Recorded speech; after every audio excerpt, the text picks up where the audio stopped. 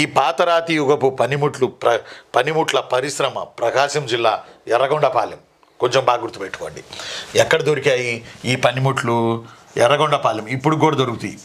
ఎర్రగొండపాలెం, అక్కడ government degree college ఉంది ఎర్రగొండపాలెంలోను, అలానే గిద్దలూరులో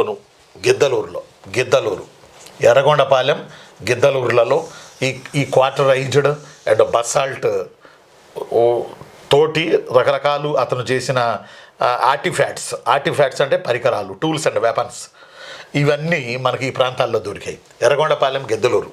అయితే గిద్దలూరు విషయానికి వచ్చినప్పుడు ఇక్కడ ఒక పాయింట్ని మనం యాడ్ చేసుకోవాలి.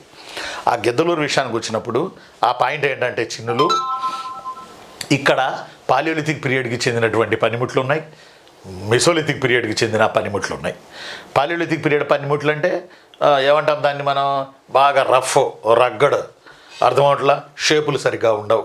అందుకంటే అతని మైండ్ ఎట్టు ఉందో ఆ రాళ్ళు కూడా అలాగే పరిణామ క్రమం చెందాయి. నియోలిథిక్ పీరియడ్ వచ్చేటప్పటికి రాళ్లల్లో మార్పు వచ్చింది. సన్నటి రాళ్ళు, చిన్న రాళ్ళు, షార్ప్ రాళ్ళు, బ్లేడ్లు, పెచ్చులు అంటే రాతి పెచ్చులు, రాతి బ్లేడ్లు, ఫ్లేక్స్ అంటాం, వాటిని అతను వాడాడు. అంటే అతని మస్తిష్కం అభివృద్ధి చెందే కొద్దీ రాయి సైజు తగ్గింది, స్టోన్ సైజు తగ్గింది. కాబట్టి ఇలా స్టోన్ సైజును తగ్గించుకోవడానికి అతను రాళ్ళు పెట్టుకుని ఆ రాళ్లను బండగేసి కొట్టి ఆ పగిలిన పెచ్చుల్ని తీసుకొని ఆ పెచ్చుల్ని ఇంకో రాయికేసి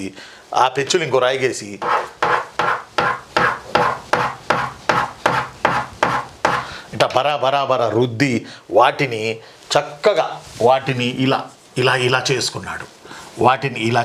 చిన్న చిన్న పెచ్చులు. అంతకుముందు బండరాళ్ళు పాలియోలిథిక్ పీరియడ్లో, కానీ ఇలా చేసుకున్నాడు. షార్ప్ వైబ్స్ అంటాం వీటిని మనం, అంటే రాతి గొడ్డల్ని అంటారు, వీటిని అంటారు షార్ప్ వైబ్స్ అని. అప్పుడేముంది, ఇంత పెద్ద తీసుకెళ్లాల్సిన అవసరం లేదు, చిన్న తీసుకున్నట్టు జంతువు చర్మం అవ్వచ్చు, జంతువులను కొయ్యొచ్చు, జంతువుల మీద వేసరవచ్చు, ఇలా కర్ర కట్టి జంతువులకు వేసరవచ్చు.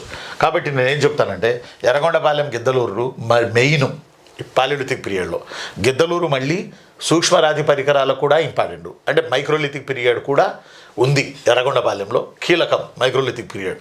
అంటే palaeolithic period centre Giddalur, microlithic పీరియడ్కి ఎక్కువ సెంటర్ గిద్దలూరు, సూక్ష్మరాతి పరికరాలకి సెంటర్ గిద్దలూరు.